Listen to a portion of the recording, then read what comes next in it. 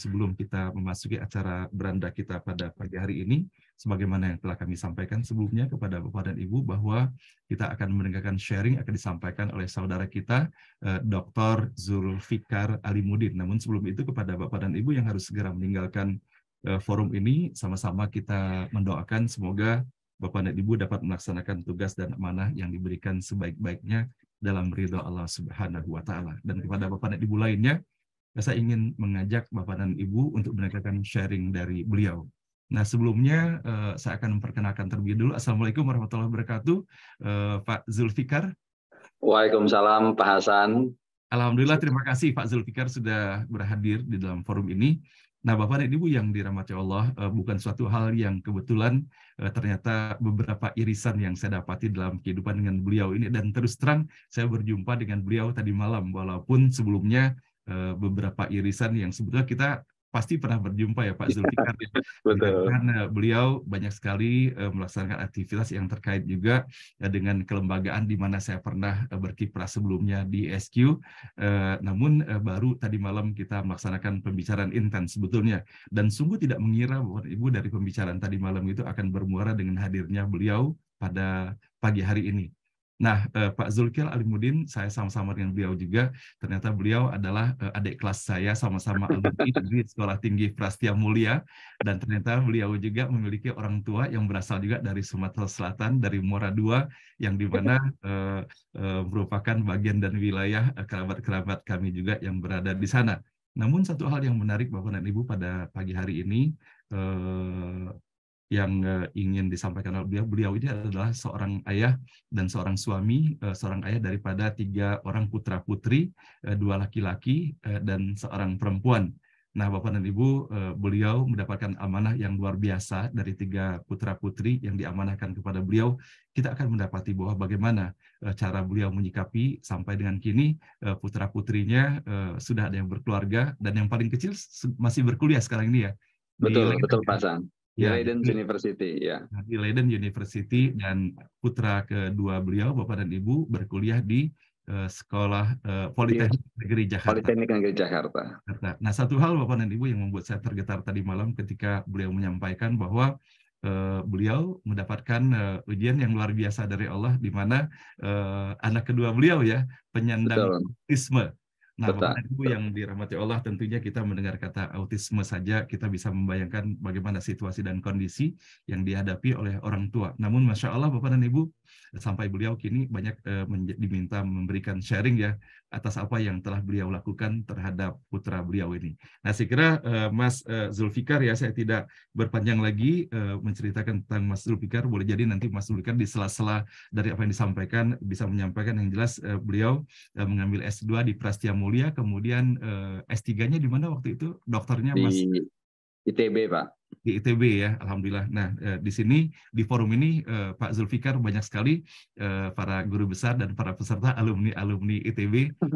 Boleh jadi ini pun menjadi ajang silaturahim Pak Zulfikar dengan para peserta ngaji bareng online. Baik, Pak Zulfikar, saya kira langsung saja ya, mungkin Pak Zulfikar bisa sharing mengenai latar belakang keluarga, pendidikan, sampai dengan kemudian bisa memberikan tips agar kita mendapatkan manfaat dari pertemuan ini. Kepada Pak Zulfikar kami persilakan.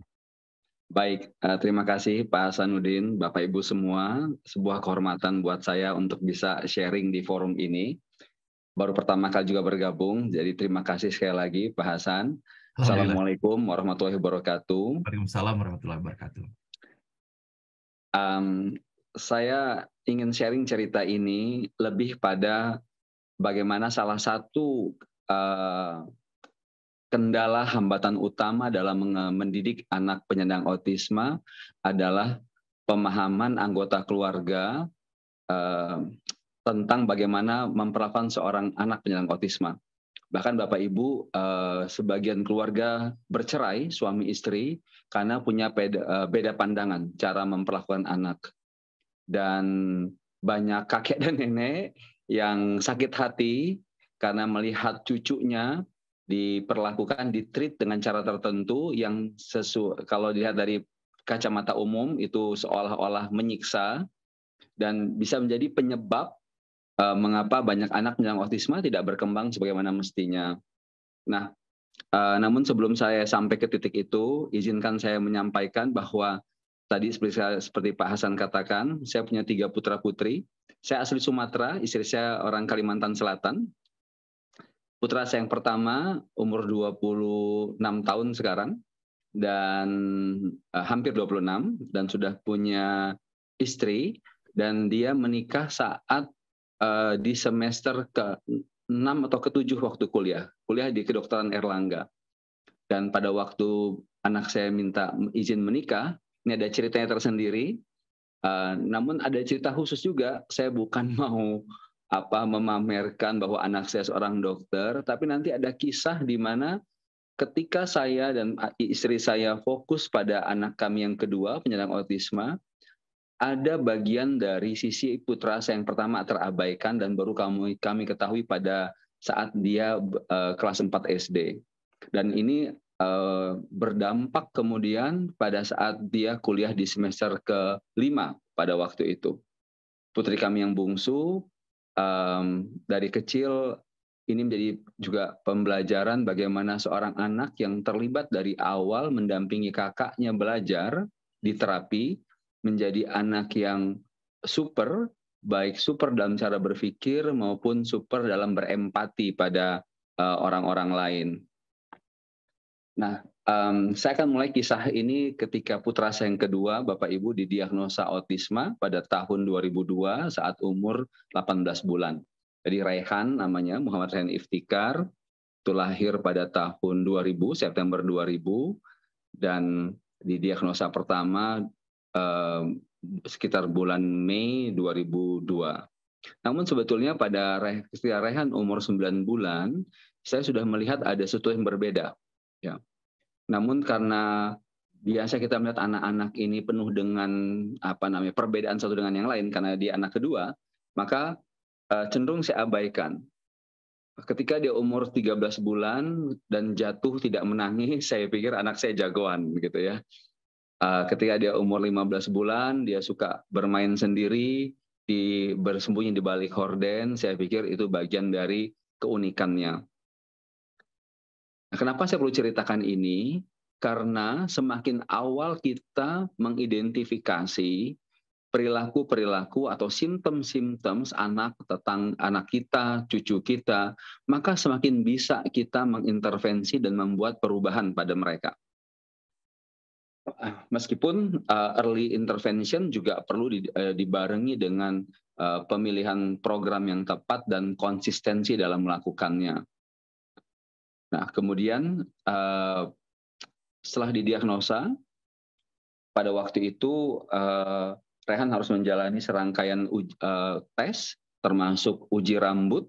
Ya, pada waktu itu belum ada di Indonesia, mungkin hari ini juga belum ada. Jadi rambutnya harus dikirimkan ke Amerika pada waktu itu untuk menguji sebetulnya ada kandungan polusi apa dalam tubuhnya. Dan betul saja ternyata dalam tubuh Raihan itu tingkat kita sebut tingkat polusi ya, timbal pada waktu itu 1.800% dari kadar yang normal. Itu artinya Raihan tidak punya kemampuan sekresi yang baik atas zat-zat beracun yang masuk dalam dirinya. Kita semua mendapati itu Bapak Ibu dari makanan kita, dari udara yang kita hirup.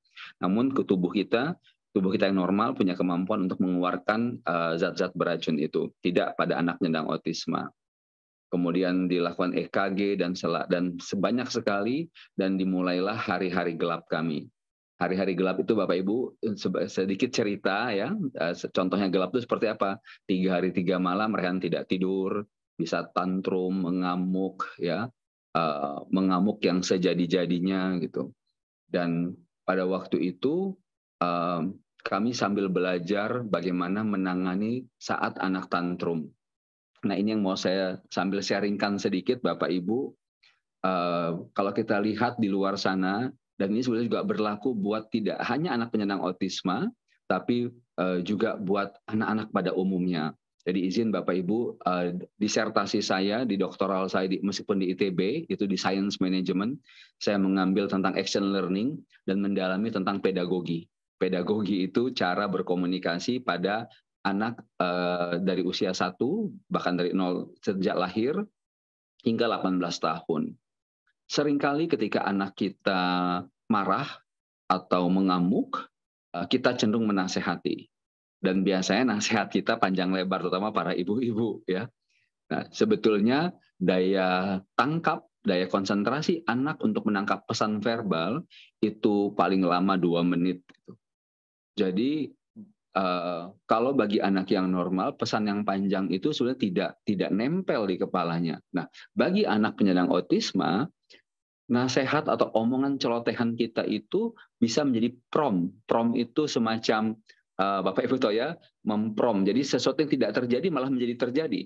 Jadi ketika anak sedang tantrum dan kita berikan nasihat yang panjang, apapun isi nasihatnya, maka besok-besok anak itu merekam pesan itu, bukan isi pesannya, tapi bunyi suaranya. Dan dia menjadi suka. Dan besok-besok dia mau tantrum hanya untuk mendengarkan suara itu kembali. Jadi pesan yang kita berikan, nasihat yang kita berikan itu justru memperburuk situasinya.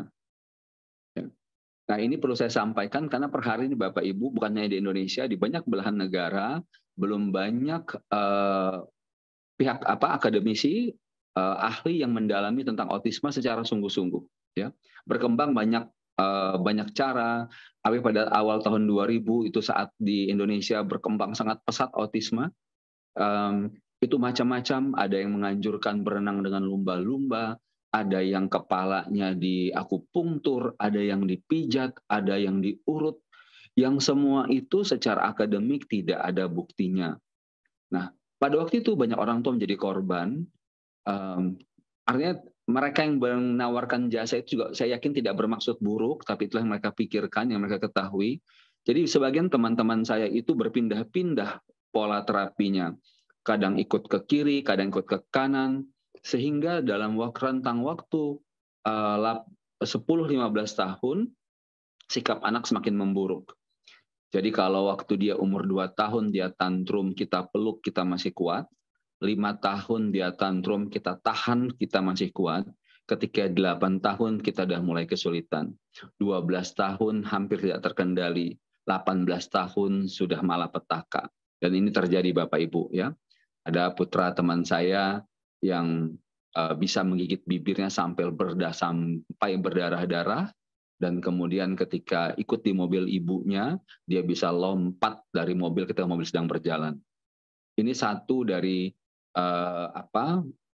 implikasi ketika di masa golden years, 5 tahun pertama, kita gagal menerapkan kedisiplinan perilaku.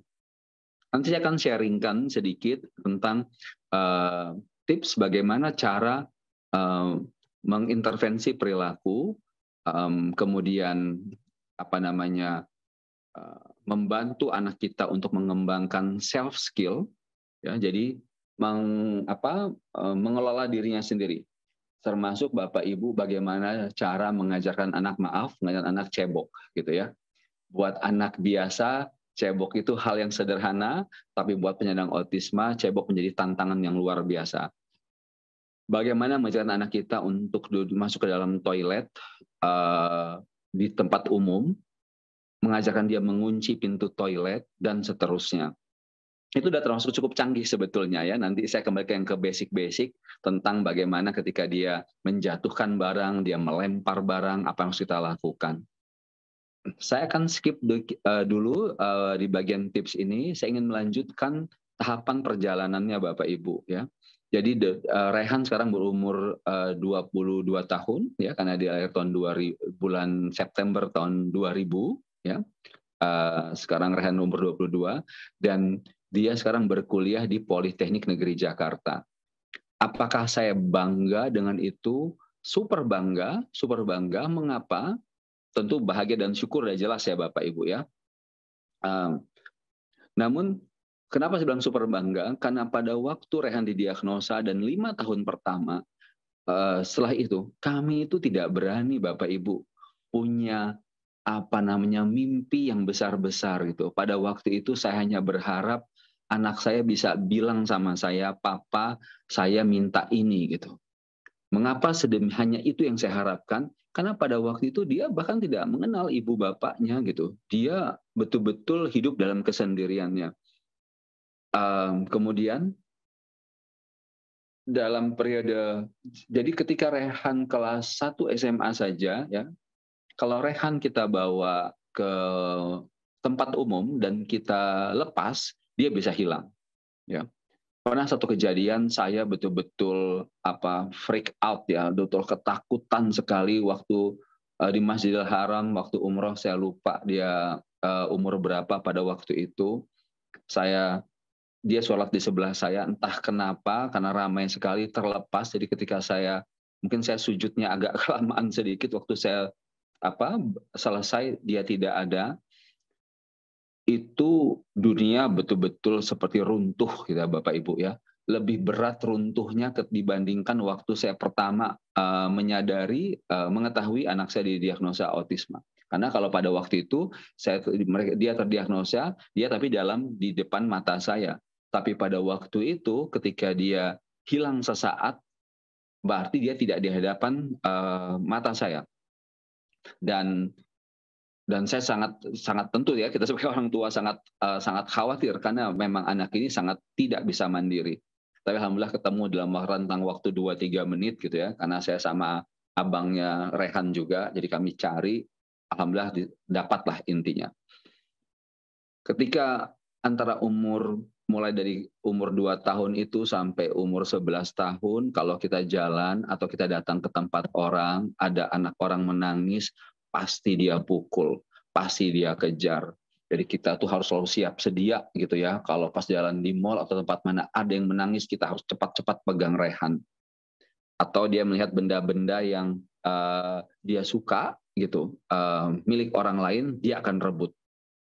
Bapak Ibu bayangkan seperti apa situasi itu.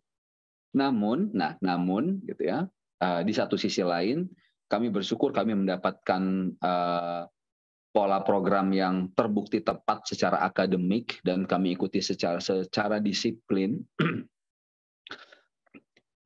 membuat Rehan bertahap mengembangkan kemampuannya. Dan salah satu kemampuan Rehan yang juga luar biasa gitu, bahkan melebihi abangnya, dia membaca lebih cepat, kemudian pada waktu itu dia berhitung lebih cepat dan punya daya ingat yang luar biasa. Jadi Rehan hari ini mungkin salah satu faktor kenapa dia juga terus bisa diterima di Politeknik Jakarta, kan itu melalui proses rangkaian tes Bapak Ibu. Jadi saya back and forth ya ceritanya. Karena Rehan itu hafal 1 juz 30. Kalau di sekolahnya dulu, di sekolah kami di Kalimantan Selatan, ada nama programnya itu yang saya lupa istilahnya itu. Jadi ustadznya membacakan, dia lantas melanjutkan. Nah, kalau teman-teman itu harus berpikir dulu, ini bacanya lanjutannya apa? Rehan itu tidak pernah ada proses berpikir, dia lanjut saja gitu, karena daya ingatnya sangat kuat. Kemudian kalau saat ini kita tanya nama teman-teman di kelasnya, dia akan ingat setiap nama temannya dan tidak nama pendeknya, tapi nama lengkapnya. Kalau ada 3 kata, maka 3 kata itu dia akan ingat. Kalau kami sedang berjalan, naik mobil, lewat rumah sakit, harapan kita misalkan dia akan sebutkan tahun 2017 lewat ini, bulan ini naik mobil yang ini. Saya pun sudah lupa sebetulnya pada waktu itu mobil apa yang kami kendarai. Nah, namun dengan semua perkembangan itu, yang tentu paling berat adalah perkembangan social skill-nya. Jadi ada 3 bagian Bapak Ibu. Social skill adalah pola interaksi ya. Kalau dia bisa berinteraksi bukan penyandang autisme namanya ya. Jadi pertama, saya ingin sampaikan dari cerita tadi ada 3 bagian yang kita perlu perhatikan sekali ketika kita tahu anak kita, cucu atau keponakan menyandang autisme. Yang pertama yang kita perlu bantu dia adalah self help, mengelola dirinya sendiri ya. Jadi mulai hal-hal yang sederhana, mengambil minum ya, sederhana sepertinya ya, tapi kita perlu ajarkan bagaimana mengambil minum, bagaimana memindahkan gelas. Jadi kita tidak bisa bilang pindahkan nak gitu, karena kata pindahkan itu tidak tidak ada dalam kosakata di kepalanya. Jadi dia perlu sebuah contoh untuk mengerti arti kata pindahkan itu. Ini butuh waktu yang lama sampai dia menguasai.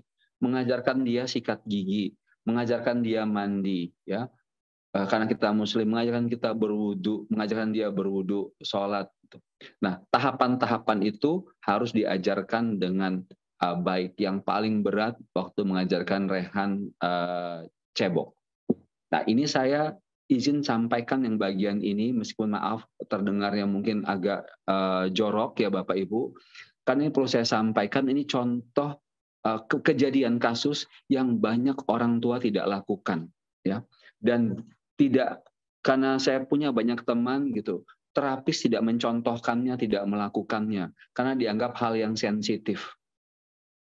Nah, Bapak Ibu, sebelum saya sampaikan itu perlu Bapak Ibu ketahui, sebagai contoh saja betapa berkembangnya masalah autisme ini, jumlah penyandangnya.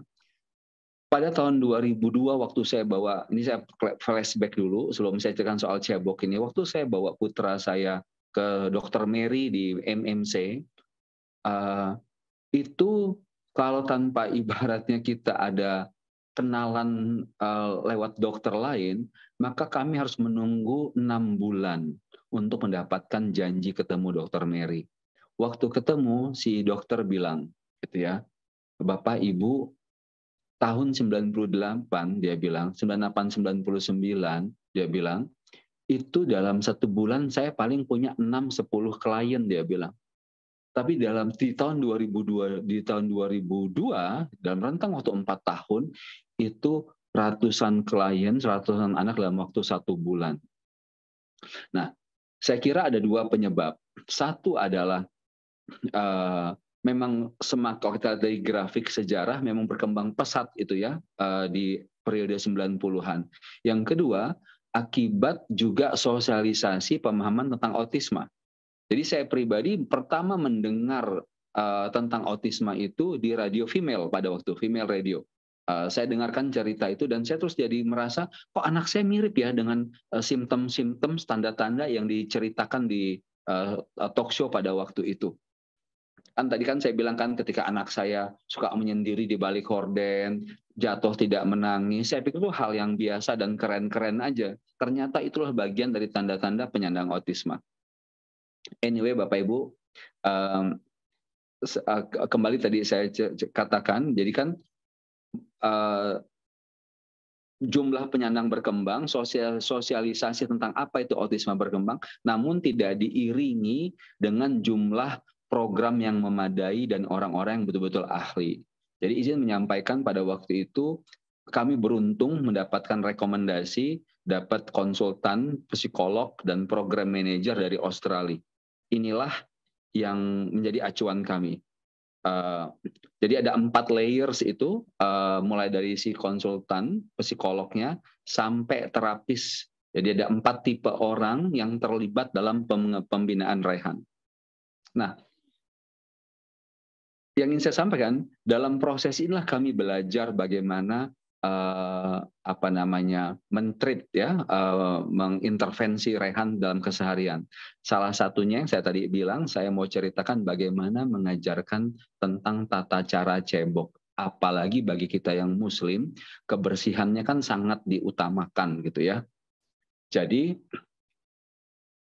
saya sama putra saya sama-sama duduk di kamar mandi, Bapak Ibu, di toilet. Tentu kita harus pakai pakaian dalam ya, karena kan kita tidak boleh meskipun dengan anak kita, dengan keluarga kita kan tidak boleh tampil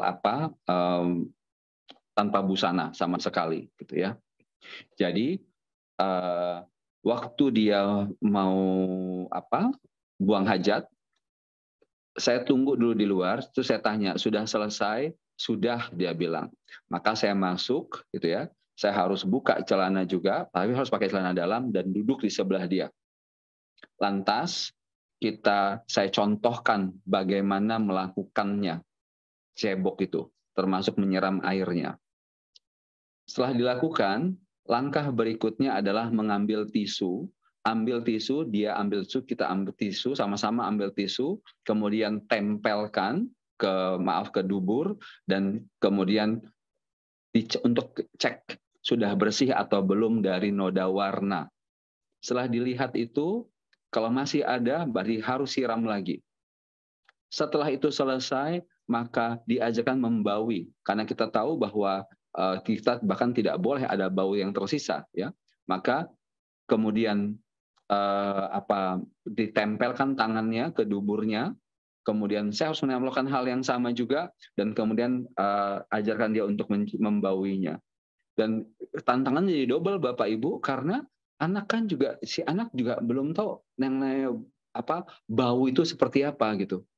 Nah, bagaimana mengajarkannya supaya dia tahu bahwa ini bau gitu? Maka tangan kanannya sebagai contoh. Jadi tangan kanan diciumkan, setelah itu tangan kiri diciumkan.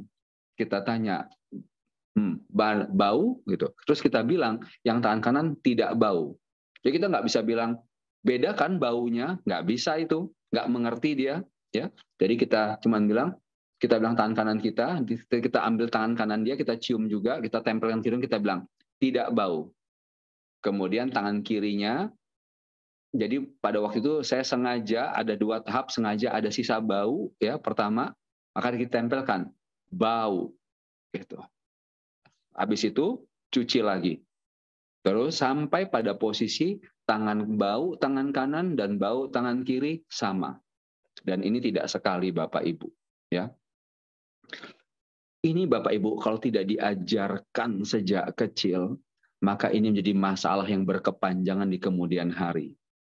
Buat anak-anak yang wanita Bapak Ibu ini lebih berat lagi, ya.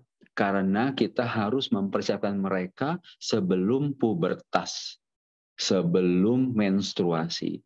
Mengajarkannya harus 2 tahun sebelum menstruasi. Nah, karena anak-anak zaman sekarang 10 tahun, sebagian sudah, ada yang 12 tahun sudah menstruasi akibat gizi, maka kita harus perkirakan 2 tahun sebelumnya, biar amannya 9 tahun sudah diajarkan. Jadi jangan sampai nanti anak kita, cucu kita, keponakan kita sudah keburu menstruasi dan menjadi panik tentang apa yang terjadi pada dirinya. Dan Bapak Ibu juga tahu bahwa menstruasi itu pertanda organ seksual tubuhnya, hormon-hormonnya sedang berkembang, sehingga dia mudah mendapatkan sensasi-sensasi. Ini kalau saya ceritakan lebih lanjut Bapak Ibu kan sangat horor terdengarnya, ya. Di anak wanita lebih sensitif lagi. Saya mungkin di lain kesempatan cerita yang di bagian sangat horor itu, tapi di bagian yang semi horor, di sekolah putra saya pada waktu anak saya kelas 4 SD gitu ya, ada kakak kelas yang sudah kelas 5. Pagi itu sekolah itu gempar Bapak Ibu, karena di tembok-tembok kelasnya ada banyak bercak darah. Jadi ada salah satu anak penyandang autisme perempuan yang didapati, mohon maaf Bapak Ibu, menempelkan kelaminnya ke tembok. Ini saya katakan tadi karena bukan hanya ada darah yang keluar, tapi pada saat menstruasi, pada saat pubertas, tubuh anak sudah meminta sesuatu. Ada sensasi-sensasi sensual yang dia perlukan. Nah, kalau ini tidak dipersiapkan sejak awal, inilah yang saya bilang tadi sebagai bencana. Kalau buat anak laki-laki, sejak awal kami mempersiapkan dia tentang konsep mimpi basah, gitu ya. Jadi diajarkan sejak awal. Jadi sejak usia, karena kami perkirakan anak kami nanti mungkin 12 tahun, 14 tahun. Jadi sejak awal tuh diceritakan, nggak bisa cerita banyak-banyak. Dikasih tahu bahwa kan dia kalau bangun pagi, kita minta dia periksa celana dalamnya. Gitu. Ya kan tuh kering ya Bapak Ibu ya. Nah dari waktu-waktu kita bilang, jadi nanti saat Ray tidur, Ray bisa mimpi, dia juga belum tahu kata mimpi. Kita terpaksa bilang begitu saja dulu karena kita nggak tahu bagaimana cara menjelaskan mimpi pada anak penyandang autisme. Ya. Tapi kita bilang nanti waktu Ray bangun tidur, Ray akan lihat ada celana Ray basah dan kental dan lengket basahnya gitu ya. Dan kata lengket harus kita kasih contohkan lengket itu seperti apa. Nah, itu kita persiapkan. Nah, sambil dalam prosesnya kita mengajarkan tentang tidak menyentuh daerah-daerah sensual supaya menghindari anak kita, maaf Bapak Ibu ini pakai bahasa yang sangat vulgar, terpaksa harus saya sampaikan supaya menghindari anak kita melakukan onani. Oke. Bapak Ibu, yang paling menyedihkan cerita-cerita dari para orang tua, guru ya Bapak Ibu. Anak laki-laki baik dan juga anak perempuan yang melakukan onani. Dan paling berbahaya tentu onani di tempat yang tidak sepatutnya. Tentu kita tidak membenarkan onani, namun yang lebih parah lagi melakukannya di tempat terbuka. Itu kalau Bapak Ibu. Jadi kalau dengar ini betapa kiamat itu kayak sudah terjadi bagi para orang tua. Nah, ini yang ingin saya sampaikan ya Bapak Ibu. Lantas kalau Bapak Ibu kemudian bertanya kepada saya gitu ya. Tentu sekarang kalau di Jakarta sudah ada cukup banyak tempat yang sudah semakin bagus pola treatmentnya, kita sebut terapi ya. Namun yang sering dilupakan oleh orang tua adalah bahwa terapi itu tidak menjadi bermanfaat kalau tidak diterapkan secara konsisten disiplin 24 jam di rumah oleh semua anggota keluarga. Itu kata kuncinya ya. Jadi banyak anak-anak yang pas di terapi menunjukkan perilaku yang diinginkan, pas sampai di rumah dia berperilaku seenaknya. Saya kasih contoh sederhana. Ini saya pegang tutup gelas ya. Saya buatkan contoh sederhana dulu. Kalau saya inginkan anak saya memindahkan gelas ini, saya tidak bisa bilang, Ray, pindahkan gelas. Dia diam saja. Ya, karena dia tidak mengerti kata pindahkan itu. Jadi Bapak Ibu, ini saya berikan contoh seberat itu ya tingkat pemahamannya, karena mereka punya kelainan di batang otak tengahnya itu, sehingga pola transmisi informasi itu tidak seperti kita. Maka dia perlu contoh. Jadi kalau saya bilang ajarkan katanya pindahkan, saya pegang tangannya, atau tahap pertama saya juga nggak usah pegang tangan, saya bilang gini, pindahkan gelas. Jadi saya bilang pindahkan gelas, gitu. Lantas saya bilang sama dia, pindahkan gelas. Dia diam saja. Saya ulangi lagi, ini pindahkan gelas. Setelah 3 kali dia tidak mengikuti, tidak dinasihati, tidak dijelaskan. Ya, nah ini baik orang tua menjelaskan. Maka saya ambil tangannya, saya pegang tangannya seperti ini, tangan saya juga pegang, lantas saya bilang pindahkan.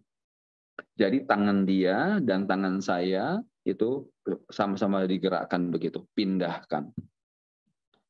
Ini praktis Bapak Ibu untuk semua jenis tindakan. Nah, banyak orang tua dan kadang banyak juga terapis yang lengah soal ini Bapak Ibu ya. Jadi hanya beberapa tindakan yang diajarkan, difikir, lantas si anak bisa menginterpretasikan sendiri, berpikir sendiri gitu. Buka, tutup, geser. Itu semua kata-kata kerja itu perlu contoh tindakan dari kita dan dia perlu diikutkan. Berikutnya lagi misalkan begini. Ini tutup gelas ini Bapak Ibu ya. Lantas dia jatuh. Terus saya bilang sama anak saya, kembalikan ke atas gelas. Dia nggak bisa. Gitu. Jadi kita bilang kembalikan ke atas gelas. Dan cukup kata-kata yang singkat itu saja, tidak usah ada tambahan-tambahan lainnya dan nada kita. Nah ini nanti saya akan tambah, kalau ada waktunya, saya akan tambahkan 2 lagi terkait tentang intonasi suara dan ekspresi wajah. Ya, jadi kalau saya waktu bilang sama anak saya tadi, Bapak Ibu, pindahkan gelas, saya nggak bisa bilang begini, pindahkan gelas gitu. Intonasi saya tidak boleh begitu. Karena intonasi yang berubah-ubah itu ngeprom mereka itu jadi seperti tadi saya katakan teringat dan mereka suka, mereka cari lagi situasi untuk mereka mendengar intonasi tadi ya. Kemudian ekspresi wajah ya. Jadi saya tidak bisa bilang begini, mata saya melotot gitu Bapak Ibu, saya kan cenderung begitu sebetulnya, suka ekspresif gitu. Jadi saya harus flat, wajah saya harus flat gitu. Pindahkan gelas, duduk gitu. Kalau mau kata sifat yang baik, berarti harus ada bentuk yang baik dan tidak baik, gitu ya. Untuk tahap awal bisa saja duduk yang baik, gitu. Jadi kita tidak perlu, kamu itu perlu lo duduk yang baik. Nah itu tidak boleh bicara begitu, karena terlalu wordy, banyak kata-kata yang membingungkan. Duduk yang baik. Letakkan tangan di atas meja. Jadi kan kadang-kadang orang tua bilangnya begini, Duduk yang baik itu seperti ini loh. Ini nggak cukup buat mereka. Kita harus bilang, letakkan tangan di atas meja. Bahkan kalau mau spesifik lagi, tumpukan tangan di atas meja. Kalau letakkan di atas meja bisa begini. Jadi tidak bisa kata duduk yang baik, lantas anak harus berpikir ada 3 aspek, duduk, sikap tegap, dan tangan begini. Itu namanya duduk yang baik. Tidak bisa begitu Bapak Ibu.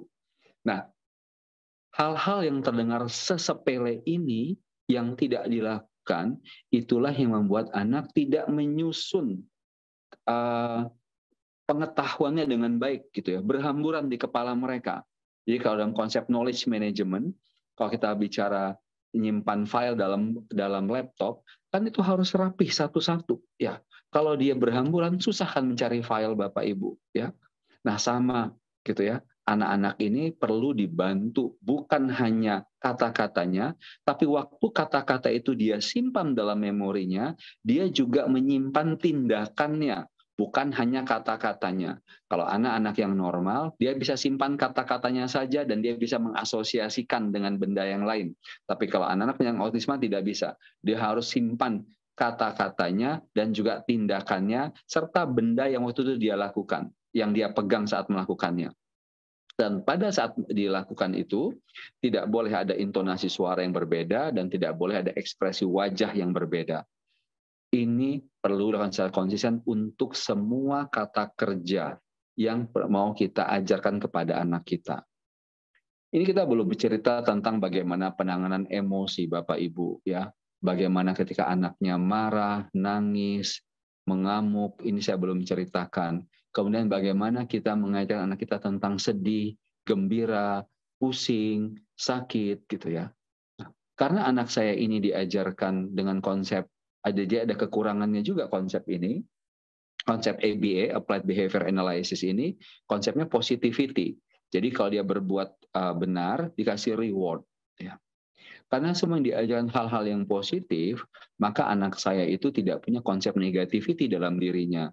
Gitu. Jadi kalau kemudian kita bilang, Ray, kalau ada orang jahat sama kamu, dia langsung bilang, tidak ya Pak, tidak ada orang jahat. Gitu. Nah, akibat ini, waktu dia SMA, dia sempat dibully gitu ya oleh teman-temannya. Ini saya nggak usah ceritakan bulinya seperti apa, sangat menyedihkan gitu ya. Itu karena dia tidak mempertahankan dirinya sama sekali gitu. Dia biarkan orang melakukan hal-hal buruk pada dirinya. Nah, ini kalau saya ceritanya kayaknya enteng gini Bapak Ibu, itu mamanya sudah ibaratnya itu ada mau mengamuk gitu ya, namanya anak diperlakukan seperti itu. Dan itu terjadi di sekolah yang kami keluarga kami miliki. Kami ada sekolah di Kalimantan Selatan dan saya direkturnya, sehingga kemudian misalnya istri saya itu quote unquote memaksa saya untuk menghukum anak-anak itu. Betul saya bilang saya akan hukum, tapi dengan prosedur yang sama. Karena saya tidak bisa mengambil, betul yang korban adalah putra saya bilang, tapi anak-anak lain itu juga adalah anak-anak saya bilang remaja-remaja yang juga melakukan kesalahan akibat kurang didikan dari orang tua. Jadi saya harus mampu menetralisir juga rasa marah saya sendiri gitu. Karena yang saya hadapi adalah sama. Kalau anak saya bilang ABK karena autisma, maka anak-anak itu adalah ABK karena perilaku tumbuhan nurturing yang kurang tepat pada proses tumbuh kembang mereka. Ini agak sedikit menyimpang, namun yang mau saya tekankan adalah bagaimana proses pengembangan positivity dalam diri anak, karena anak ini anak yang spesial Bapak Ibu, dia tidak bisa mengasosiasikan langsung negatifnya gitu ya. Jadi tidak bisa membuat lawannya itu apa, bagus lawannya buruk, nggak bisa begitu gitu ya. Sama kayak tadi waktu saya ngajarin konsep perbedaan, saya nggak bisa bilang perbedaan bau, tapi saya harus bilang ini tidak bau, ini bau gitu. Jadi ini yang harus jadi bayangkan bagaimana kita mau mengajarkan konsep negativity, itu tentu beratnya setengah mati. Tapi kan kita harus memilih gitu. Kita kan tidak lantas, kita kan tetap harus memilih metode mana yang paling memungkinkan supaya anak kita bisa berkembang. Ini Bapak Ibu tahapan-tahapan tentu kompleks sekali permasalahannya gitu ya. Jadi kalau orang melihat hari ini, alhamdulillah Rehan itu juga diberkahi suara yang bagus ya. Kalau ngaji dia bagus, nyanyi bagus. Jadi Rehan ada Spotify-nya, baru rilis 2 single kemarin gitu ya.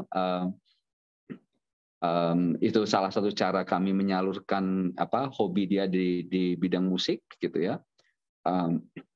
Namun saya sering sampaikan kepada orang-orang yang memuji-muji Rehan, saya mengerti kalau mereka itu, karena apa yang Rehan tunjukkan itu sedikit sekali anak-anak yang autisma di umur seperti Rehan bisa melakukan itu gitu ya, yang duduk dengan tertib gitu ya. Namun saya juga ingin mengatakan bahwa masih banyak PR kami gitu ya, yang harus diberesin gitu ya ke depan gitu. Jadi kalau saya lihat-lihat berkaca pada orang-orang yang saya sempat pernah temui yang sudah berkembang lebih daripada Rehan, ketika anak-anak ini menunjukkan tracknya yang kita bilang cukup baik lah ya perkembangannya, rata-rata mereka ini tertinggal sekitar 6-10 tahun dari anak-anak lainnya Bapak Ibu. Jadi contohnya meskipun Rehan sudah kuliah, tapi perilaku-perilaku yang lainnya mirip anak umur 12 tahun, 13 tahun gitu ya. Meskipun dia menunjukkan perkembangan kognisi yang berbeda. Kemudian saya juga mau sampaikan ini terkait dengan banyak orang tua yang sangat khawatir, memang wajar khawatir ya, tentang perkembangan kognisi tadi, dan ketika di awal-awal anak itu dilakukan tes kognisi, waduh IQ-nya 60. Itu kan IQ-nya kalau kita bilang IQ jongkok Bapak Ibu ya, 60 itu.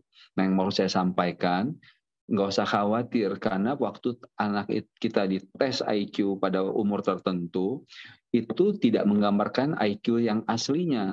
Karena anak kita belum mampu untuk memahami, mengerjakan apa itu soal tes, dan dia kemudian juga punya banyak bias ya yang menghalangi dia dalam berkomunikasi.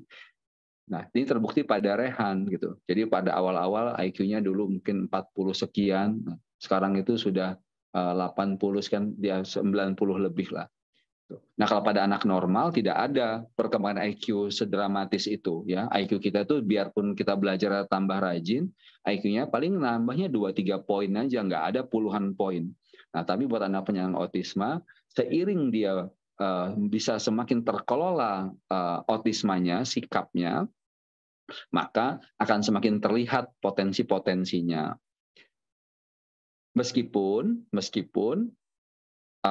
tantangan yang sifatnya perilaku, emosional itu menjadi hal yang paling berat dibandingkan hal kognisi.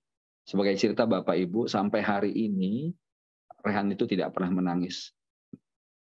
Jadi kami menunggu ya, kami menunggu. Jadi Rehan nangis waktu kecil dulu ya, kecil gitu. Setelah itu dia tidak pernah menangis. Jadi tidak pernah meneteskan air mata. Kita orang tua yang suka umumnya marah, kesel gitu ya, sama anak kita yang kita kadang bilangin cengeng gitu. Bapak Ibu perlu tahu kami mendambakan gitu ya. Rehan usia 22 tahun tidak pernah menangis gitu. Kami tidak pernah tahu apakah dia sedih, tidak sedih gitu ya. Jadi saya katakan terlepas dari berbagai perkembangan yang Rehan dapatkan tuh, Rehan anak yang sangat disiplin ya. Dulu kalau di sekolahnya di asrama itu orang-orang tahu kalau Rehan keluar asrama berarti jam sekian gitu. Kalau Rehan menuju ke sekolah berarti jam sekian, karena dia tidak pernah miss 1 detik pun terlambat itu. Dia pasti melakukan sesuatu pada waktu yang sama. Sampai umur 19-20 dia akan itu semua. Lantas kami terpaksa bayangkan Bapak Ibu, mengubah kedisiplinannya karena dia menjadi sangat rigid gitu ya.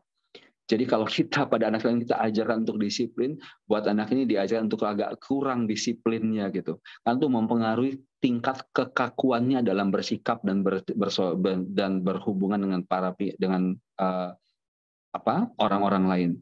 Sebagai contoh Bapak Ibu, sampai umur 11 tahun kalau kita bilang ke Rehan kita mau ke tempat A, B, C, terus kita mengubah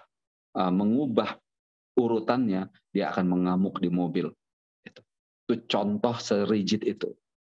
Saya tarik balik waktu dia masih belum terdiagnosa, umur 13 bulan. Saya bawa dia di komplek itu ke kolam, mau ke clubhouse, ke kolam renang itu. Pada satu hari saya itu pengen pindah jalur jalan karena melihat ada rumah yang sedang dibangun, karena saya tuh suka melihat rumah arsitektur gitu. Waktu kan saya belum mengerti gitu ya. Waktu dia tuh karena namanya sayang anak gitu ya, saya gendong gitu. Waktu saya pindah jalur itu dia meronta sejadi-jadinya dan saya tidak tahu kenapa dia meronta. Baru setelah terdiagnosa dan sekian tahun berjalan saya tahu, oh ternyata rigiditas dia itu udah terbangun. Dia taunya jalurnya itu lurus, belok kiri, belok kanan sampai. Nah, kenapa lurusnya terus tidak belok kiri, tapi saya mau belok kanan? Itu rupanya menjadikan dia meronta-ronta pada waktu itu. Nah, Bapak Ibu bayangkan nanti kalau cerita sama keluarga gitu ya.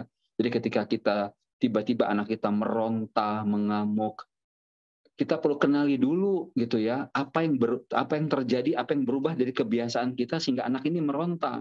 Dibandingkan kita langsung bereaksi menasihati, bahkan yang lebih parah memarahinya, membentaknya gitu ya. Sejauh saya ingat, yang saya pahami, saya yakin Bapak Ibu mungkin lebih tahu soal ini gitu ya.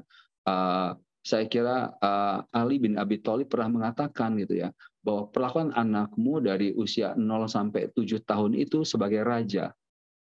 7 sampai 14 sebagai perdana menteri. Kalau saya nggak salah gitu ya. 14 sampai 21 apa terbaik. Pokoknya kalau kita perlakukan dia sebagai raja, bukan berarti memanjakan Bapak Ibu ya. Kan anak itu kan dalam proses tumbuh kembangnya kan sedang mengumpulkan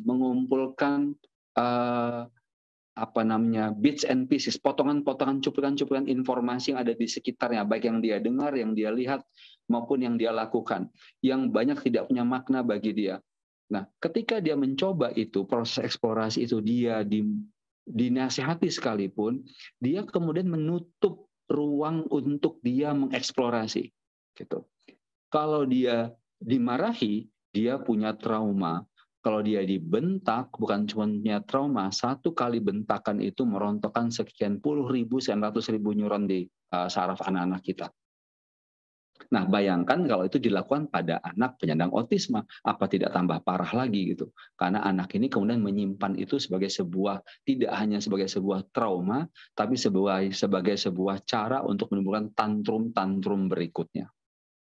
Saya kira itu dulu yang ingin saya sampaikan Pak Hasan, karena nanti kalau terlalu banyak juga lupa juga isinya ya.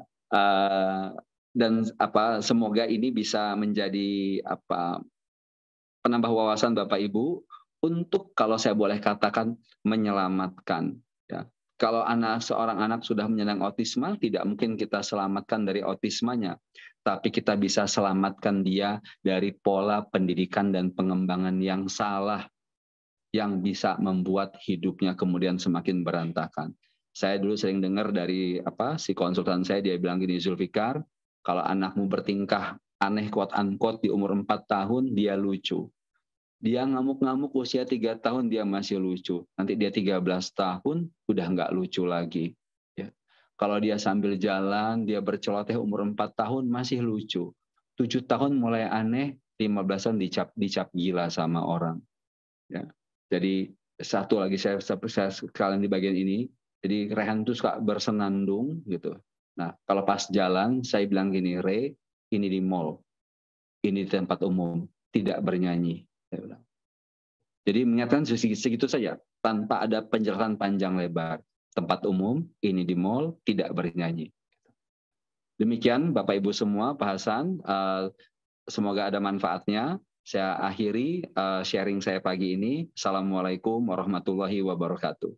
Waalaikumsalam warahmatullahi wabarakatuh. Masya Allah, terima kasih Pak Zulfikar, Mas Zulfikar ya, atas sharing yang sungguh tidak pernah kita menduganya ya Pak Zulfikar bahwa akan berlaku hal ini pada pagi hari ini.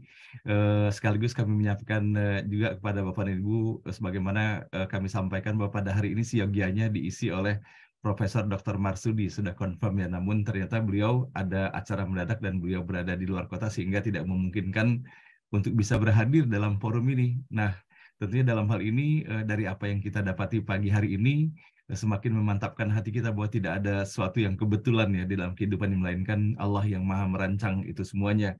Tidak pernah terbayangkan Bapak dan Ibu, hanya baru perjumpaan tadi malam dalam acara makan malam itu kita berempat di dalam obrolan itu. Begitu panjang yang kita bicarakan, namun Masya Allah, Allah hadirkan benang merah ketika beliau berbicara mengenai bagaimana Allah berikan kesabaran kepada beliau dan kepada istri tercinta beliau di dalam menyikapi amanah yang Allah titipkan kepada beliau. Nah, sehingga Bapak dan Ibu yang dirahmati Allah, tentunya ketika kita mendapati kesan mendalam ya, itu Allah yang memberikan kesan itu kepada kita semuanya dari apa yang kita dapati dari seputar kita. Nah, sehingga Mas Zulfikar ya, pada pagi hari ini, sekali lagi terima kasih atas sharingnya. Semoga Bapak dan Ibu dari apa yang disampaikan oleh beliau ini, kita mendapatkan perspektif baru ya. Kadang-kadang kita suka salah menilai menyikapi di seputar kita. Ada kemarin menarik tuh Mas Zulfikar, saya membaca ada sebuah viral juga, itu ada sebuah video ya, di mana digambarkan dalam video itu dalam perjalanan di kereta api Pak Zulfikar. Nah, ada orang tua, dia sedang traveling ya bersama anak laki-lakinya berusia 24 tahun.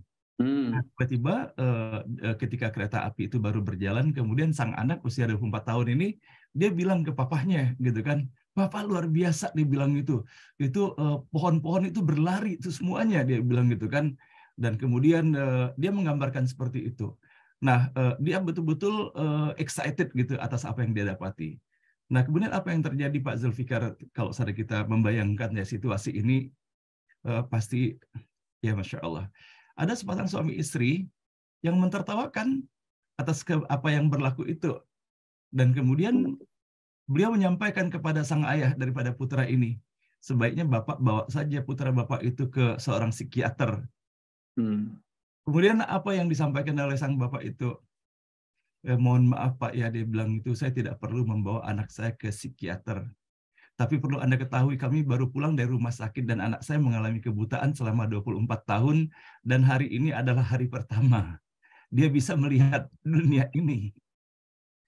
Dan betapa atas jawaban sang ayah itu terpukul dan malu sekali sang ayah dan ibu ini yang telah melontarkan ucapan yang sangat tidak. Nah, saya kira hal ini adalah dikarenakan ketidaktahuan ya Mas Fikar ya. Nah, boleh jadi Bapak dan Ibu, hal ini pun memberikan pesan yang sangat mendalam pula bagi kita bahwa kita mendapati banyak anak-anak autisme gitu kan ya.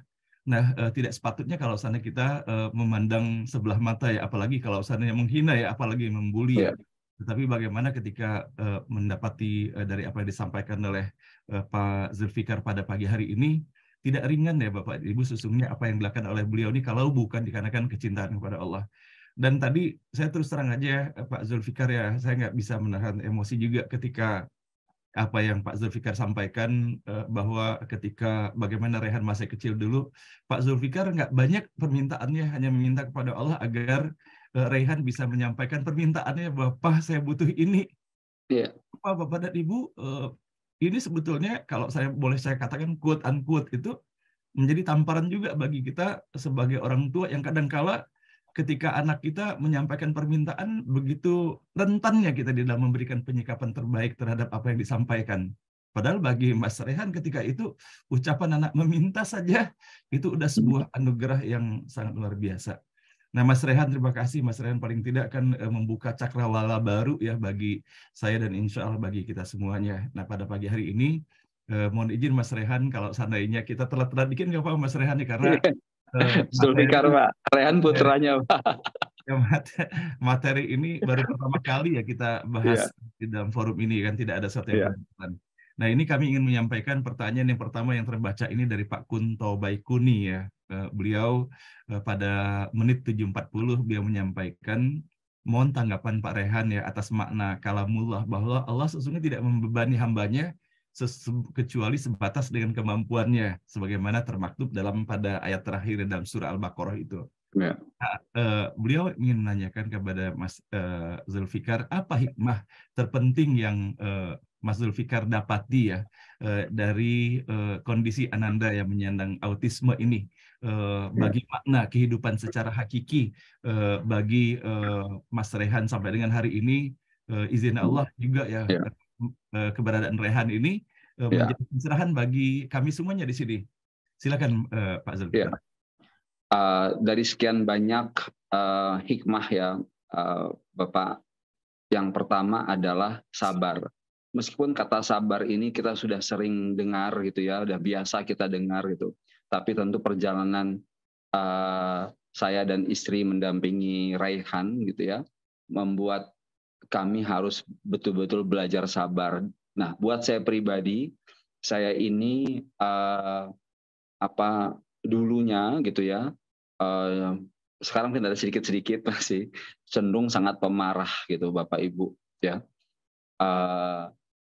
Namanya pengusaha, kita suka banyak masalah gitu kan, pasti suara itu meninggi kalau marah gitu. Jadi kalau dulu kami sedang saya setir mobil gitu ya, Rehan di belakang gitu. Kalau saya lagi telepon suara saya naik, itu pasti saya dipukul oleh Rehan. Jadi Rehan mengajarkan saya untuk menahan marah saya gitu. Yang kedua, kalau istri saya tidak pemarah gitu ya, dia tidak akan menaikkan suara. Tapi wanita ketika dalam situasi tertentu kan ada gejolak emosinya gitu. Dia di pagi hari ketika kami sedang mau sarapan gitu, mungkin dia lagi sedih, dia lagi kesel. Rehan itu bisa sensing kalau mamanya itu sedang marah meskipun tidak diperlihatkan. Maka Rehan akan mencengkram ya, mencengkram tangannya. Jadi kalau dia marah itu tangan ibunya itu, mama itu dia cengkram sampai luka gitu, bekas kuku itu bisa terlihat. Jadi pada waktu itu saya kan harus dengan sigap gitu ya. Jadi di situ yang bahwa bagi seorang meskipun dia tidak memperlihatkan rasa marahnya gitu, tidak dengan suara, tidak dengan perbuatan gitu, bahwa marah itu terrefleksikan dari emosi, vibes yang keluar ke pihak. Nah, karena Rehan punya sensitivitas yang sangat tinggi, dia bisa sensing bahwa orang ini sedang marah gitu.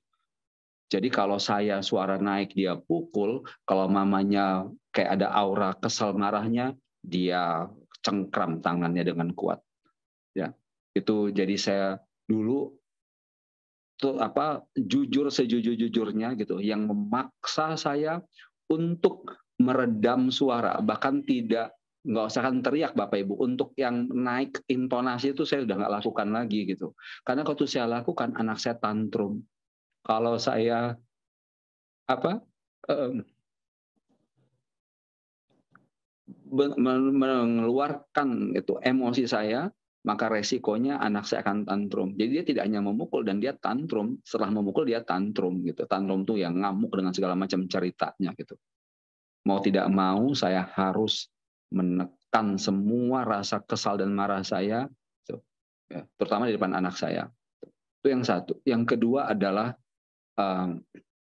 betul-betul yakin, kan Allah mengatakan sesungguhnya pertolongan aku dekat, kata Allah, asal engkau yakin. Ya. Yakin itu kan kita tunjukkan dengan tindakan kita yang konsisten. Kan kalau nggak yakin ya udah nggak lakukan lagi kan. Nah, jadi saya yakin betul bahwa kalau semakin yakin ya, saya cenderung orang yang dari kecil tuh sangat penuh dengan optimisme gitu.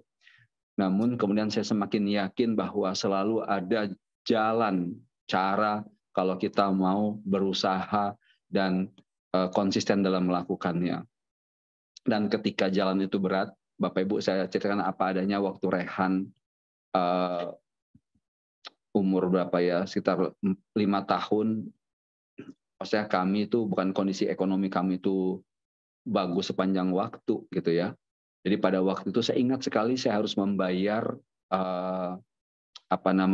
biaya terapisnya Rehan. Saya narik dari ATM dan itu adalah uang terakhir dalam rekening saya pada waktu itu. Di bilik ATM itu saya bilang gini sama Allah, ya Allah, saya bilang, Yang kasih anak ini kan engkau juga. Saya bilang, ini uang yang saya tarik hanya ini yang ada untuk membayarkan terapisnya, gitu. Kalau engkau memaksa saya hari ini mengeluarkannya untuk membayar, tolong pastikan ya Allah engkau akan isi lagi rekening ini. Gitu. Nah, Bapak Ibu, banyak orang tua yang tidak yakin untuk melakukannya gitu, ya, sehingga membatasi gitu, ya. Saya punya teman ini, saya bukan membicarakan, toh saya tidak sebut nama, ini fenomena. Bisa punya mobil bagus tapi tidak mau bayar terapi anak gitu ya. Karena terapi model gini harus 40 jam 1 minggu Bapak Ibu, dan itu one to one, tidak murah gitu. Namun ketika orang tua tidak mau mengeluarkan itu karena apapun alasannya gitu, quote unquote menghemat mungkin 5-7 tahun pertama, tapi membangun bencana di kemudian hari. Karena anak ini akan menjadi tanggungan yang tidak akan ada henti-hentinya gitu sepanjang hidup. Tidak sedikit anak yang hari ini dikurung di kamar, macam-macam cerita kehidupan, baik yang tidak mampu maupun yang mampu, Bapak Ibu. Jadi tadi dua, saya katakan, saya ulang, hikmah pada satu sabar, kedua yakin, untuk yakin itu dengan terus mau melakukan, meskipun harapan itu terbukanya tipis gitu ya, gitu. 3 bulan nggak ada kemajuan, tetap dilakukan gitu, karena yakin bahwa akan ada pertolongan Allah, akan ada perubahan pada anak ini. Jadi dua itu Pak Hasan, jadi hikmah yang terbesar bagi saya pribadi. Masya Allah. Terima kasih Mas Zulfikar atas jawabannya. Masya Allah. Terima kasih Pak Zulfikar. Ya. Pak Zulfikar, ini ada pertanyaan melalui direct message.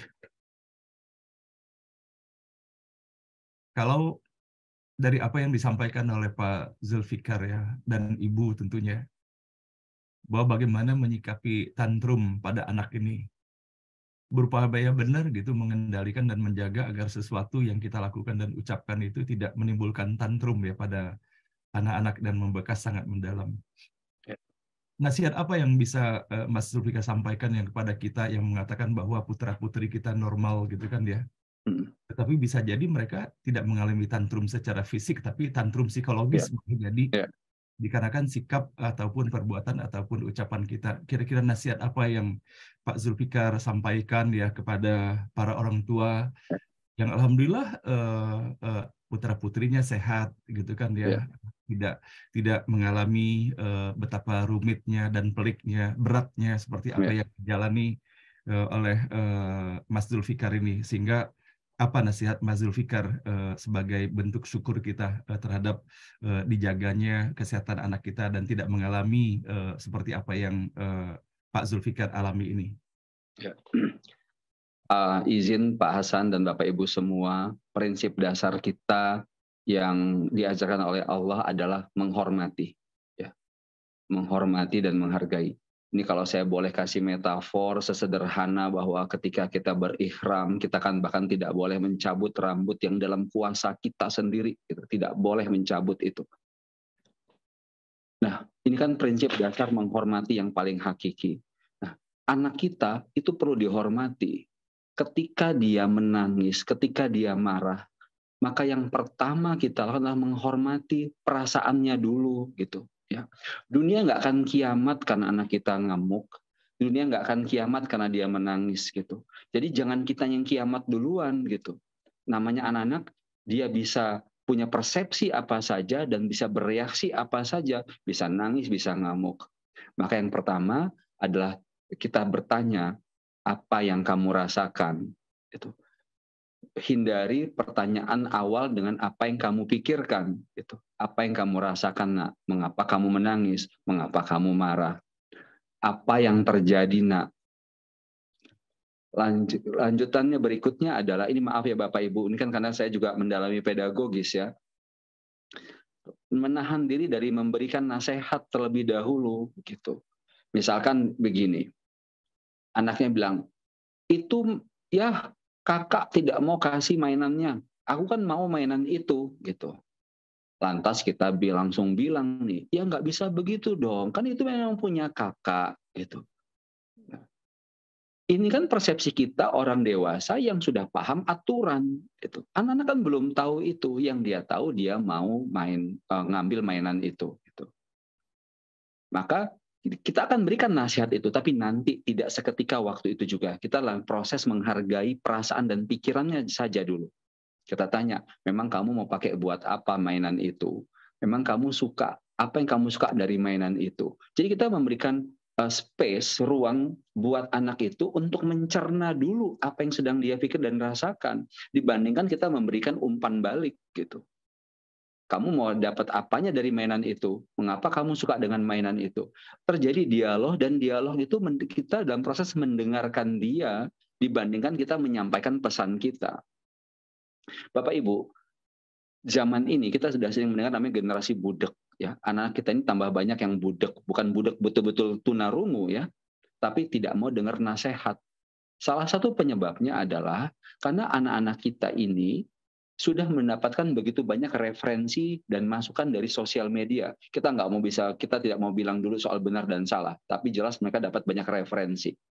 Jadi kalau mereka mendengarkan nasihat Bapak Ibu yang kebanyakan, mereka itu sebenarnya sambil checking gitu. Omongan kita itu make sense nggak buat mereka gitu.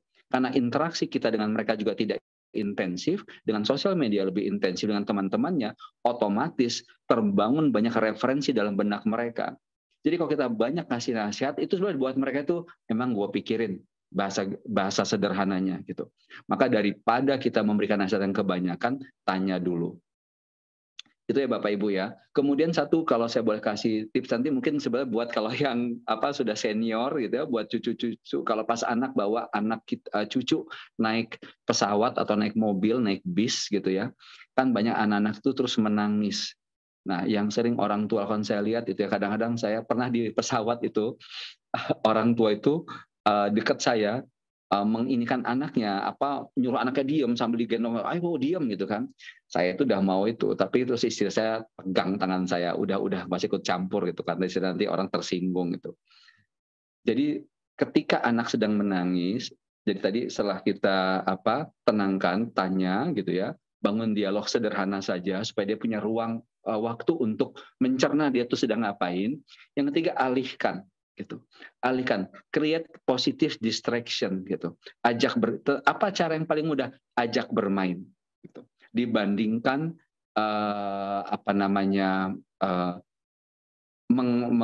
membawa fokusnya kepada apa yang dia inginkan, alihkan. Dan yang paling powerful adalah bermain. Ini saya sudah coba, tentu paling tidak dengan anak-anak saya sendiri gitu ya.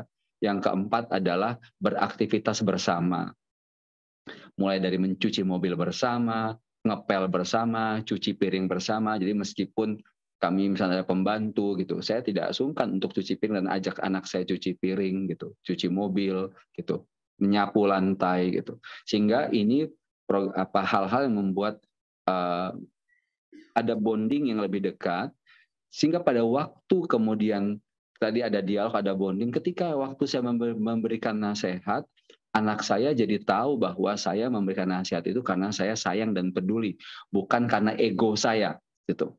Jadi kan sering kali juga nih Anda juga, saat saya juga gitu. Kita kan sebagai orang tua kan kadang-kadang merasa pemegang kebenaran gitu kan. Jadi ego kita, satu, kita punya keinginan anak kita mau begini begitu, kedua kita merasa benar, ketiga kita kadang-kadang merasa suci, sehingga membuat kalimat-kalimat yang kita lontarkan itu kemudian terdengarnya menjadi judgmental di telinga anak. Kalau kata anak zaman sekarang, kita jadi kayak julid gitu ya. Nah, ini izin satu, saya memberikan contoh sederhana. Waktu itu saya memberikan contoh di kelas sebelah di sekolah. Jadi ada anak-anak putri yang suaranya itu melengking gitu. Gurunya meresponnya tuh dengan wajah yang begitulah ya, saya gitu mukanya sambil, kok kamu begitu sih melengking gitu suaramu gitu. Nah, itu namanya julid sebetulnya gitu. Kok kamu melengking suaramu gitu. Nah, saya ganti gitu. Nah, kamu mau enggak menjadi wanita yang lebih terhormat gitu. Bagaimana caranya? Turunkan suaramu, turunkan nada suaramu. Dan waktu saya mengatakannya, saya memberikan sebuah masukan. Jadi saya tidak mengkritisi kok melengking ya, gitu. Tapi saya langsung berikan sebuah tujuan baru dengan perilaku yang baru. Begitu kira-kira Pak Hasan. Nanti saya kepanjangan ini ya Baik, penjelasannya. terima kasih Mas Zulfikar atas jawabannya, dan berikut ini mohon izin kita ingin memberikan kesempatan kepada Pak Mehmet Gunawan untuk menyampaikan secara langsung. Pada Pak Mehmet kami persilakan Pak Mehmet. Terima kasih Pak Hasan. Assalamualaikum warahmatullahi wabarakatuh. Waalaikumsalam warahmatullahi wabarakatuh. Saya dari awal menyimak ini salah satu beranda yang luar biasa ya. Saya tergetar hati saya terus terang Pak. Jadi seorang bapak yang masih jauh lebih muda dari saya tetapi begitu kuat atensinya, begitu sabar, begitu konsisten untuk menangani masalah yang sedang dihadapinya. Jadi saya sendiri berkesimpulan bahwa anak ini memang luar biasa, titipan luar biasa. Jadi tadi juga disebutkan mempunyai kemampuan luar biasa dalam mengingat, dalam menyuarakan, dalam menyampaikan yang dengan suara indah gitu ya.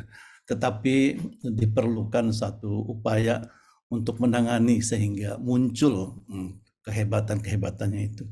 Dan saya kira apresiasi buat Pak Zulfikar, kelihatannya menangani dengan luar biasa, dengan saya kira penuh kecintaan ya, penuh peduli, dan banyak sekali orang-orang tua barangkali tidak sesabar ini Pak ya. Sehingga dari pelajaran yang sudah disampaikan ini, saya mohon kepada Pak Hasanuddin, mudah-mudahan ini bisa dibagikan secara langsung Pak kepada para peserta kita dalam bentuk Google Drive atau apa gitu ya, sehingga kita bisa belajar. Saya sendiri punya kawan, punya saudara yang mempunyai hal yang sama, jadi pelajaran ini mungkin akan sangat berharga bagi mereka. Tadi saya mengikuti ada poin bagaimana langkah-langkah yang dilakukan oleh Pak Zulfikar. Saya baru mencatat satu Pak, yang lainnya belum saya tangkap dengan baik ya, yaitu dengan mengatakan self-help. Yeah.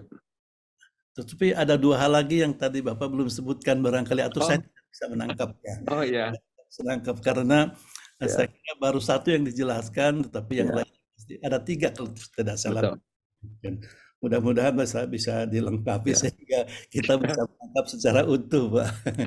Wah, luar biasa Pak Mehmet ingatannya ya. Tadi betul-betul menyimak berarti. Betul Pak, saya baru sampaikan satu. Yang kedua adalah skill sederhana Pak. Misalkan memotong ya Pak ya, memotong, membersihkan kaca. Itu kan bukan self help. Kalau self help kan untuk dirinya sendiri ya. Jadi pekerjaan yang kaitannya dengan lingkungan sekitar ya. Tapi tidak ada interaksi, skill saja. Yang ketiga baru social skill, Pak. Tentu social skill sederhana. Jadi yang paling sederhana adalah menatap mata lawan bicara. Rehan Pak sampai umur lebih kurang 9 tahun gitu ya. Kalau diajak bicara dia tidak mau melihat Pak. Begini menoleh gitu. Jadi kami harus pegang wajahnya begitu dan harus tidak boleh kasar, pegang gitu ya. Dan kan terus dia begini, karena kan dia nggak melihat, kan anak ini kan juga cerdik kan, dia tidak mau melihat gitu. Maka kita dongakkan sedikit. Tidak boleh kita bilang halo Re gitu atau assalamualaikum Re, terus dia jawab. Itu sepotong-sepotong Pak melatih itu. Itu yang paling sederhana. Yang kedua adalah menyahut kalau dipanggil. Kan nanti kalau dia sedang duduk gitu ya Pak, ada orang datang terus ngasih salam, assalamualaikum atau selamat pagi, masa dia diam aja gitu. Nah itu social skill sederhana. Nah yang saya mau garis bawahi, namun jangan pernah berharap, kalaupun dia boleh sedikit aja, kalau anak kita jadi ramah sama orang menyapa duluan. Gitu. Namun Pak, tadi kan saya bilang jangan terlalu berharap gitu, karena kalau dia terus ramah menyapa duluan, ya dia tidak autisma namanya. Namun ternyata dalam perjalanannya Rehan itu bisa ramah menyapa, tapi tidak berulang, tidak membangun percakapan. Jadi kalau dia ketemu orang, kita ajarkan assalamualaikum kalau ketemu yang muslim, kalau kita selamat pagi, terus tanya siapa namamu, kamu dari mana. Selesai itu ya Rehan akan duduk sendiri saja dan dia tidak melakukan apa-apa lagi. Kalau kita kan kita bisa bangun obrolan ya Pak gitu. Nah, untuk sampai ketiga itu aja itu juga sudah keajaiban buat kami karena dulu berpikir sudahlah nggak usah begitu juga nggak apa-apa. Yang penting anak kita nggak ganggu orang lain gitu. Namun ternyata dalam perkembangannya Rehan sampai bisa melakukan itu. Terima kasih Pak Zulfikar ya. Baik, Pak. Saya waktu mengirim anak saya, cucu saya ke sekolah, di sekolahnya itu menerima juga anak-anak yang autis. Di situlah pendidikan bagaimana supaya anak-anak yang lain itu memberikan perhatian, mengajak mereka untuk ke dalam kegiatan dan sebagainya. Saya kira itu sangat membantu ya. Mudah-mudahan sekolah-sekolah lain juga semakin banyak yang melakukan seperti itu dan dengan demikian barangkali kejadian-kejadian membuli dan sebagainya itu bisa semakin berkurang. Iya. Pak Zulfikar, saya terima kasih sekali atas paparan. Sama-sama, Pak. Saya doakan mudah-mudahan Rehan menjadi Amin. lebih baik, Pak. Terima kasih. Amin, amin. Terima kasih Pak Mehmet. Ya. Oke, alhamdulillah terima kasih Pak Mehmet atas komentar yang telah disampaikan pada pagi hari ini. Yang saya yakin bahwa apa yang disampaikan oleh Pak Mehmet itu adalah merupakan warna ya dari apa yang kita rasakan semua Bapak dan Ibu ya. Terkesan sekali atas apa yang disampaikan dan dituturkan oleh Pak Zulfikar pada pagi hari ini. Nah Bapak dan Ibu yang dirahmati Allah, tanpa terasa hari telah menunjukkan jam 8.10 ya. 8.10. Bukan berarti kita membatasi, tetapi semoga hal ini menjadi overlap ya untuk sharing berikutnya. Nah, mudah-mudahan Pak Zulfikar ya, kita ada kesempatan berikutnya dan betapa bahagianya terutama kaum ibu ya yang berada dalam forum ini, kita semuanya ketika ibu pun istri Pak Zulfikar ikut hadir pula di dalam. Oh iya. Jadi kalau seandainya tadi malam Pak Zulfikar menyampaikan bahwa yang ekstra sabar itu justru adalah istri beliau. Nah, maka ketika dari Pak Zulfikar saya sudah begitu indahnya, apalagi ketika kita dapat mendengarkan penuturan langsung juga dari ibu ya, seperti apa sesungguhnya yang telah beliau lakukan di dalam menyikapi amanah titipan Allah kepada keluarga Pak Zulfikar ini. Nah, baiklah Bapak dan Ibu yang dirahmati Allah, sebelum kita mengakhiri pertemuan ini, mungkin dari Pak Zulfikar ada yang mau disampaikan sebagai kata atau pesan penutup untuk kita, dan icip-icip untuk sesi kedua loh Pak Zulfikar.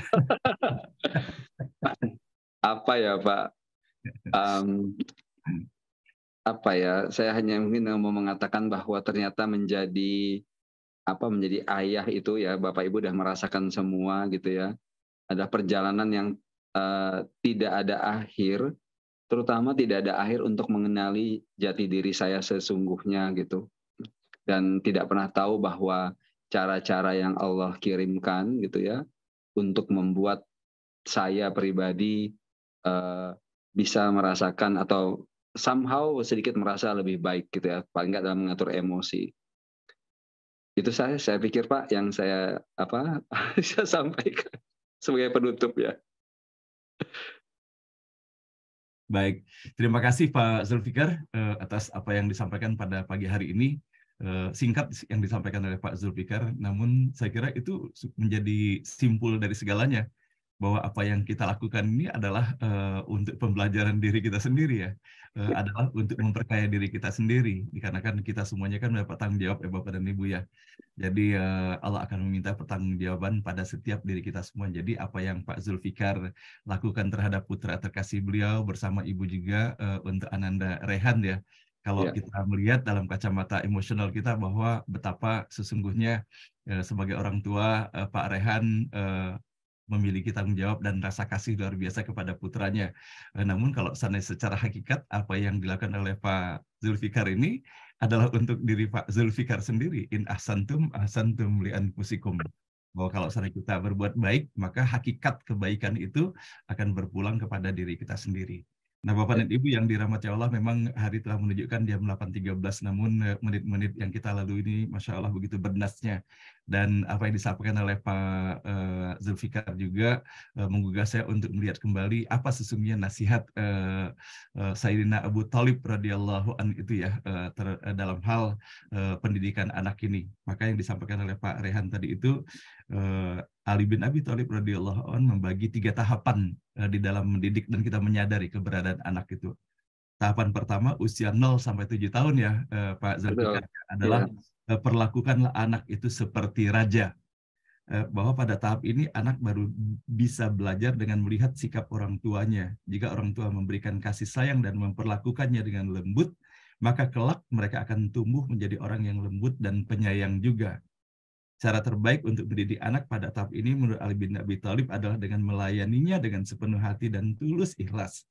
Karena banyak hal kecil yang kita lakukan setiap hari akan berdampak sangat baik bagi perkembangan perilaku anak kita. Oleh karena itu, pada tahap ini orang tua dianjurkan untuk memperlakukan anak seperti raja.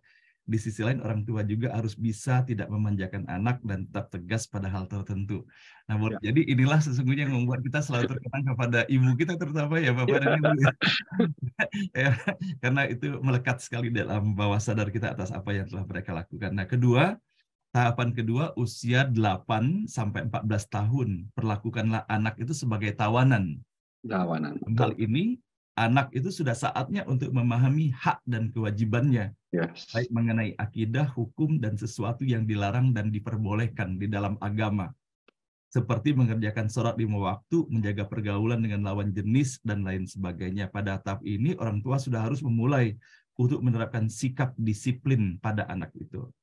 Hal ini dianggap penting karena anak sudah mulai mengerti tanggung jawab dan konsekuensi yang akan mereka dapati ketika mereka melakukan sesuatu. Mengingatkan kita, Bapak dan Ibu ya, bahwa Rasulullah memerintahkan kita menyuruh anak kita melaksanakan sholat itu dalam usia 7 tahun, tapi kalau seandainya usia 10 tahun mereka masih juga tidak melakukan sholat, maka kita boleh memukulnya.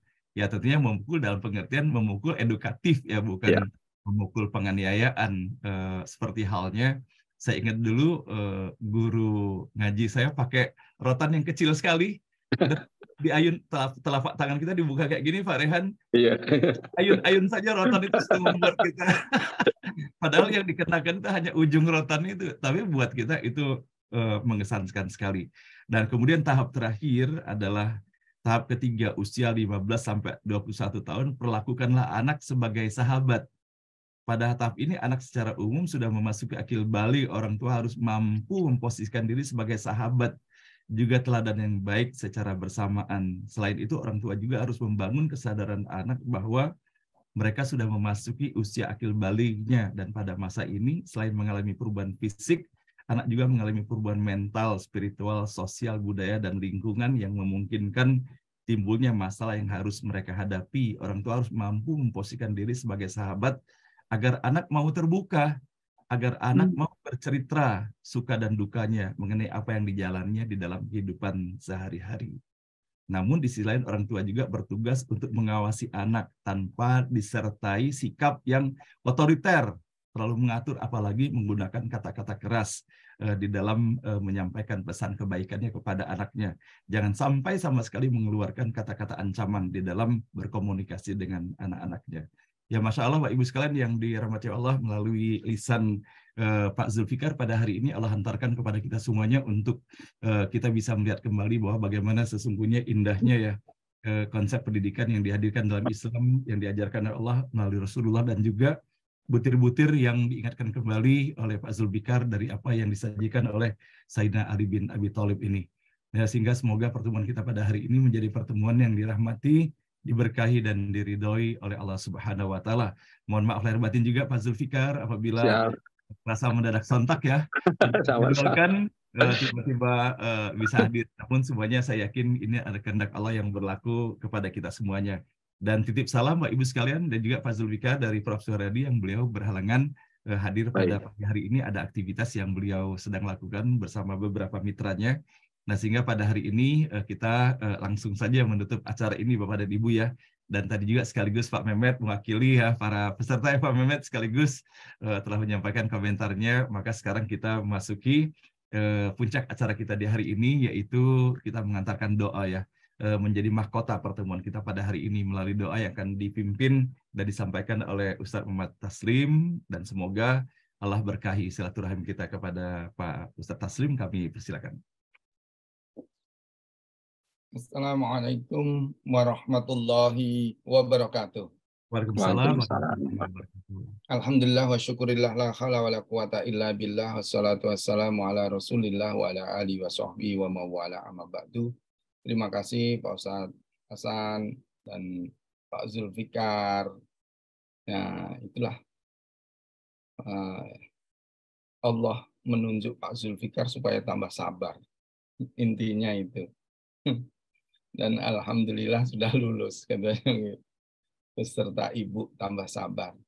Terima kasih Pak Mehmet yang memberikan uraian juga. Ya, saya sendiri juga masih latihan sabar ini Pak Zul. Alhamdulillah berhenti ngajar TK itu termasuk anak-anak autis itu mulai COVID kemarin. Jadi alhamdulillah saya ngajar TK itu juga anak-anak autis juga tadi yang sampaikan Pak Mehmet, tetap di kelas itu menerima anak-anak autis tapi harus disertai dengan guru pembimbing. Jadi kalau di kelas ada 2 anak autis, berarti ada 2 guru pembimbing yang mendampingi anak-anak autis itu. Itu betul sekali, karena tingkah laku atau kata-kata guru itu yang akan direkam oleh anak-anak autis. Tepat sekali, dan lebih cerdas dibanding anak-anak biasa. Responnya lebih, marilah kita memohon kepada Allah, semoga Allah memberikan kita ilmu, setiap hari ngaji ini bertambah ilmu, bertambah taat kepada Allah, bertambah takwa.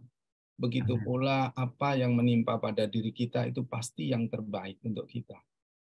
A'udzubillahi minasyaitonirrajim. Bismillahirrahmanirrahim. Hamdan hamidin, hamdan na'imin, hamdan syakirin, hamdan yuafiqa bil mazidah.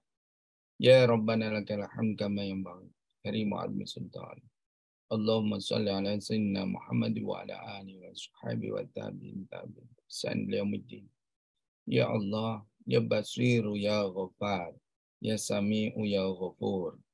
Duhai ya Rabb kami, Engkau yang Maha melihat, Engkau yang Maha mendengar, Engkau yang Maha pengampun, Engkau yang Maha pemaaf. Maafkan dan ampuni kami ya Rabb, apabila kami lalai bersyukur kepadamu. Maafkan kami ya Allah, apabila kami tidak maksimal mengabdi kepadamu. Engkau berikan kami limpahan rahmat dan hidayah-Mu. Engkau berikan kami ilmu setiap hari kami mengaji di NBUI yang diasuh oleh Bapak Ustadz Hasanuddin Tayyib. Memberikan kami pencerahan. Begitu pula orang-orang yang hadir di beranda memberikan wacana, ilmu, pengetahuan dalam kehidupan sehari-hari. Ya Allah, ya Rabb kami, Engkau berikan kami ilmu yang bermanfaat untuk kami, bermanfaat untuk keluarga kami, bermanfaat untuk masyarakat kami, bermanfaat untuk bangsa negeri kami, ya Allah, ya Rabb kami. Khususnya saudara-saudara kami yang di NBU ini, ya Allah. Berikan kami kekuatan dohir batin, agar istiqomah untuk tetap mengaji, belajar, dan belajar. Ya Allah, ya Rabb kami, tambahkan ilmu kami, tambahkan ketaatan kami. Rabbana la tuzigh qulubana ba'da idh hadaitana wa hab lana min ladunka rahmah innaka antal wahhab. Ya Allah, ya Rabb kami, jangan Engkau kurangi sedikit pun nikmat iman yang ada di dalam hati kami, ya Allah. Rabbana hab lana min azwajina wa dzurriyyatina qurrata a'yun waj'alna lil muttaqina imama. Ya Allah, ya Rabb kami, jadikan keluarga kami sakinah mawaddah warahmah. Jadikan anak cucu kami, dzurriyyah kami menjadi anak-anak yang soleh dan solehah. Berbakti kepada orang tua, berbakti kepada nusa dan bangsa. Rabbana dhalamna anfusana wa illam taghfir lana wa tarhamna lanakunanna minal khasirin. Rabbana atina fid dunya hasanah wa fil akhirati hasanah wa qina azabannar. Wa sallallahu ala sayyidina Muhammad wa ala alihi wa sahbihi wa sallam. Walhamdulillahi rabbil alamin. Amin ya rabbal Terima alamin. kasih Pak Ustadz Hasan dan jamaah NBO semuanya. Mohon maaf lahir batin. Wassalamualaikum warahmatullahi wabarakatuh. Waalaikumsalam warahmatullahi wabarakatuh. Terima kasih Ustaz Taslim atas doa yang sudah diantarkan. Semoga menjadi doa yang Allah kabulkan. Allah berikan yang terbaik untuk kita semuanya. Nah baiklah Bapak dan Ibu serta Pak Zulfikar Alimuddin, membahagiakan sekali rasanya hari ini ya perjumpaan kita. Menit-menit kita lalui campur aduk perasaan kita pada hari ini. Dan semoga izin dan rahmat Allah serta hidayah Allah senantiasa ditebarkan dan ditaburkan, dihamparkan untuk kita semuanya. Sekali lagi terima kasih Pak Zulfikar, jazakallah khairan katsira.